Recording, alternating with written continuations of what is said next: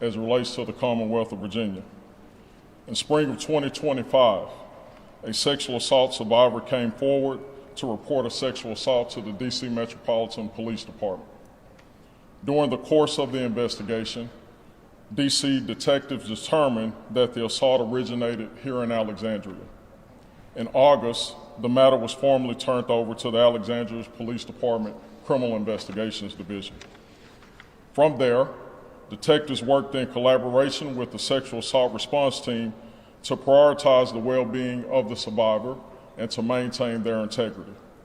Detectives later executed search warrants, reviewed hours of digital media evidence, and conducted forensic analysis and identified the suspect, as previously noted, as 30-year-old Timothy Valentine, a resident of Fort Washington, Maryland.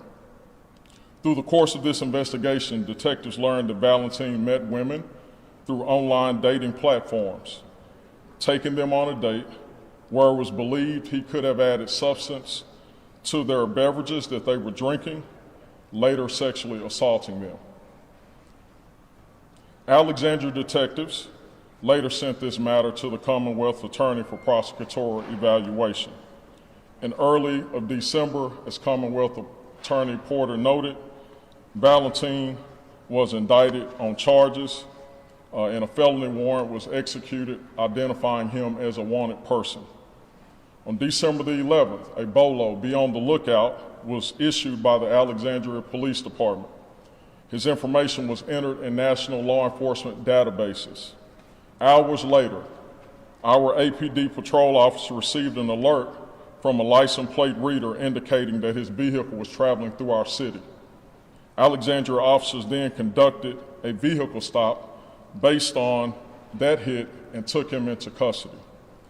He has been in the Alexandria jail since December of 2025 and later was denied bond. Valentine, as noted, is a former police officer with the DC Metropolitan Police Department and separated from that agency in 2022. As detectives continued to develop evidence, they then notified additional agencies throughout the region and followed the case where it led. These cases underscore that sexual violence is a deep violation of a person's human rights. It takes away the choice, safety, and autonomy that every person deserves and that we believe that is given to us by our Creator. I want to take a moment to reiterate and tell each survivor, those who will come forward, your voice matters. Our approach to every case is to take a victim-centered approach, and in that commitment, we will listen, we will take every report seriously, and we will pursue accountability and justice to the fullest extent of the law. We see you, we hear you, and we will seek justice on your behalf.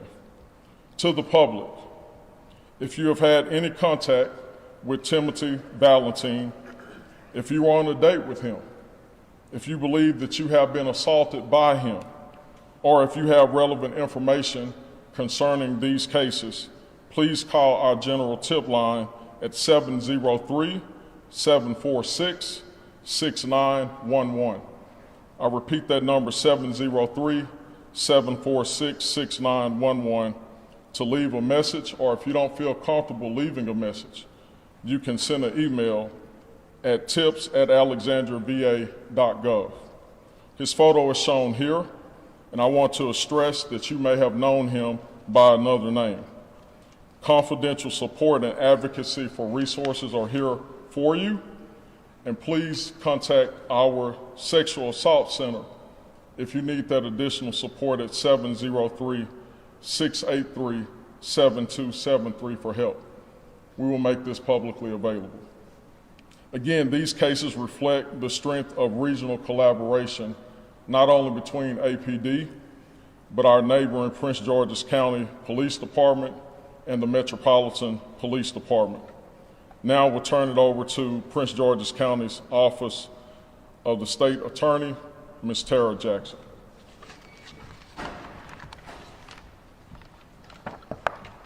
Good afternoon.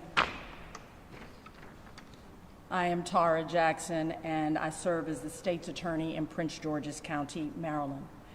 Before I begin, I would like to acknowledge and thank Chief McGuire and the City of Alexandria Police Department, as well as Commonwealth's Attorney Brian Porter, for inviting me here today. And I too want to underscore the importance of regional collaboration, not only in this instance, but really on a day-to-day basis across the DMV region. I'd like to acknowledge as well my partners in the Prince George's County Police Department, as well as other local law enforcement partners that have assisted us in this matter. I want to start by saying that this is an active and ongoing investigation in Prince George's County. Therefore, as the state's attorney, I am limited as well in the information that I can provide as it relates to Timothy Valentin. I will not be answering questions as well today. But what I can say is that the Prince George's County Police Department found probable cause to charge Mr. Valentin with rape and related offenses in multiple cases in Prince George's County. And those charges arise from incidents that occurred in 2024 and 2025. My office will continue to undergo a thorough investigation and review of the charges and the evidence, and then make a determination as to whether or not we will ask the grand jury to indict. And certainly if the grand jury indicts, then a trial would then follow, where we would have to prove beyond a reasonable doubt the charges that are lodged against Mr. Valentin. For anyone who may have experienced similar conduct, as you've heard before, with this individual, but especially in Prince George's County, anybody who may have information related to these cases, we encourage you to contact the police department. And I'll give you that number. You've already received a number from Alexandria, but in Prince George's, 1-866-411-TIPS. 1-866-411-TIPS. We do want you to know that your voice matters and you will be heard. These allegations are extremely serious and involve conduct that causes profound harm to victims and communities.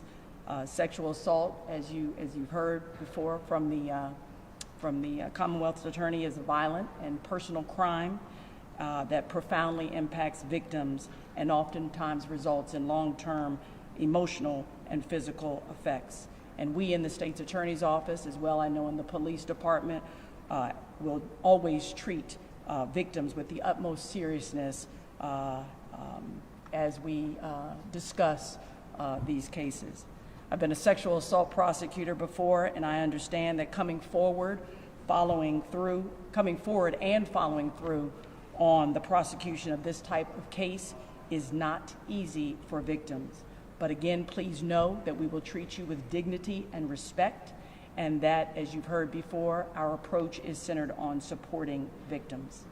It's important to remind our residents before I step to the side that anyone who is charged with a crime is entitled to due process through our judicial system, and my job as the state's attorney is to ensure that there is a fair and transparent process. Again, Prince George's County is at the charging stage, and the charges that have been lodged are similar in nature to the charges that you've heard described by the Chief of Alexandria Police Department. Thank you.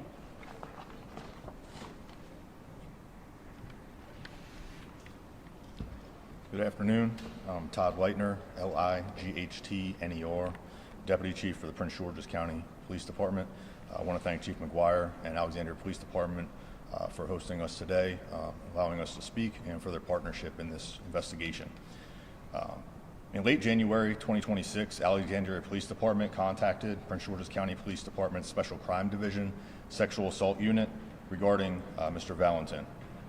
Alexandria Police Department's investigation had identified potential cases in Prince George's County. We immediately launched an extensive investigation, which has now resulted in charges against Valentin in connection with 6 survivors in our county. The survivors are all adults. The crimes took place in various locations in Prince George's County between 2024 and 2025. The preliminary investigation revealed the suspect met the women he targeted on dating apps or in person. During a date, the survivor would consume alcohol, and once incapacitated, the suspect would sexually assault her. Our detectives stand ready to speak to any additional survivors or witnesses in these cases that may have been assaulted by Valentin or have information relevant to our active investigation. In addition to Alexandria's tip line, you can call our sexual assault unit in Prince George's County at 301-772-4908. You can also remain anonymous if you choose to do so. If you're not comfortable coming forward, we understand this is difficult for survivors and for witnesses. And as Ms. Jackson said, the number to do that is 1-866-411-TIPS, TIPS. Thank you. Now, before we close and take questions, it's so important to acknowledge not only those survivors that were brave to come forward, but the amount of investigative work that it has taken, forensic interviews that it has taken, and the support that it has taken for us to get here. Our departments all have a badge and a patch, but we collaboratively work together in this region. And so, again, I want you to be mindful that there are victims that are going through this process now. There are victims that will possibly come forward after this, so we will be very limited in discussing any specific details, but we will answer as much as we can as possible. So now we'll open it up for questions. Start with you, Julie. Chief, on his cell phone, Alexandria detective found dozens of videos of women. How many women do you think you are trying to identify, and how many of them have located? So I think Brian Porter talked this morning about the 4 cases that have been indicted here in Alexandria. I will tell you that, again, we want to be respectful to those victims, but there has been a significant amount of digital media that our investigators have looked at, and they are continuing through collaboration to work with other partner agencies. And so I don't want to minimize it to a number or statistic, but I will tell you that they're still combing through that evidence. They're still working through this investigation. And by us just acknowledging and working through this today, that we're prepared to speak with others that may have been violated. How many victims have come forward in I'm not going to give that information at this time, right? And when did he become employed with MPD? I don't know his exact employment date, but as stated earlier, his employment ended in 2022, and that's the information that we have from them regarding his personnel record. We don't know why he was his employment ended with MPD. And as a police chief, can you just speak on him having someone experienced in law enforcement to not be accused of such a heinous crime? I mean, ideally, as I stated earlier, this patch and this badge represents collaboration. It represents the justice that we all stand for, and it does not represent our profession. This is a noble profession. We have men and women that go out in our community every single day, not only to risk their lives, but they look at these type of cases to bring justice for victims. And so these actions do not reflect law enforcement. Chief, were there similar situations in each one of the cases in Alexandria you had potentially in the other county as well? Are they related to the MO, or are they related just to So, you know, I don't want to specify MO at each particular case, right? The information that we talked about today is what has been publicly available, not only publicly available information that we can confirm. As we work through these additional cases, MO can change, right? The suspect's actions can change. So I don't want to say that we can confirm in each individual case that they have been consistent. What I can tell you is that, again, as noted by myself in PG County, what we have saw is similarities of him meeting women on dating apps, him taking them out for a date, and then ultimately after drinking they becoming unconscious, where he sexually assaulted them. Would you consider it a serial sexual assault? You know, at this particular state, yeah, there are multiple, right? And we're continuing to work through that. But again, our focus is really trying to work with victims so they get the justice that they need. How would you characterize the enormity, potentially the series of crimes and early start date of 2024. Takoma Park is charged, Prince George's is charged. We're already about a dozen-ish victims. What's your fear? How would you characterize the whole nature of this? Yeah, I won't say that we have multiple charges in all jurisdictions as of right now. But what I will tell you is that the most important thing that I don't want to be the focus not to be on, like, it takes collaboration again to get here. What I am proud of as a chief is the work that the detectives have done, and not only the work that they have done, but as soon as we put that information out, we immediately took him off the streets. And that was through collaboration, that was through the usage of technology here in our community. And again, I don't want to miss the point that as soon as we had probable cause, right, we actively worked and we brought him into custody and took him off the streets. Right, but he was stealthy. I mean, this could go back a while. Yes, we're still working through that digital media, but also I think as others come forward, which I hope and pray that they have the courage to do today and in the upcoming future, whether it's through notifying us or working through support groups, that we will continue to work on their behalf. Chief, can I ask Chief Leitner a similar question? Yeah, absolutely. Chief Matthew asked Chief here about the fact that this is a former police officer. First thing, does that sting? And secondly, any sense that he used his former position in any way to take advantage of these women? Yeah, as Chief McGuire said, I mean, it's counter to what we do, right? All of us get into law enforcement to help people, and you have somebody here that's not helping people, or quite the opposite, they're hurting people. It does sting, quite honestly. The second part, we won't be able to speak on that right now. We still have an active investigation. Our cases haven't been indicted. 3 of the 6 have been charged. The other 3 are still waiting to be charged, so we wouldn't be able to speak on that at this time. Chief McGuire, do you have any sense of whether this, I'm sorry. Just to clarify, you mentioned 6 survivors in your jurisdiction and at least 4 cases, right, Chief, here. So is there at least 10 survivors that we know of right now? Is that accurate to say? Yeah, that'd be safe to say, yes. And Chief McGuire, the same question, Chief. Has your victim who has come forward said anything about knowing that this man was once a police officer? Was that used in any way in his alleged crimes? Yeah, I think that's specifics we don't want to talk about at this point in time. I would tell you again, we learned through the investigative process that he was a former police officer, but I don't think that there's anything that's pointing toward that. But again, there's additional investigative details that we have not confirmed that we're trying to work through. Okay, last question. For any potential victims, what were the dating apps that were used? And whenever you guys did thinking of Alexandria, was he here to go to a date or coming from a date? So the additional dating apps, I can tell you there were multiple dating apps. Our office can work to provide some follow-up information on that. I can tell you that there were dates specifically here in Alexandria, and that is how we're centering those here.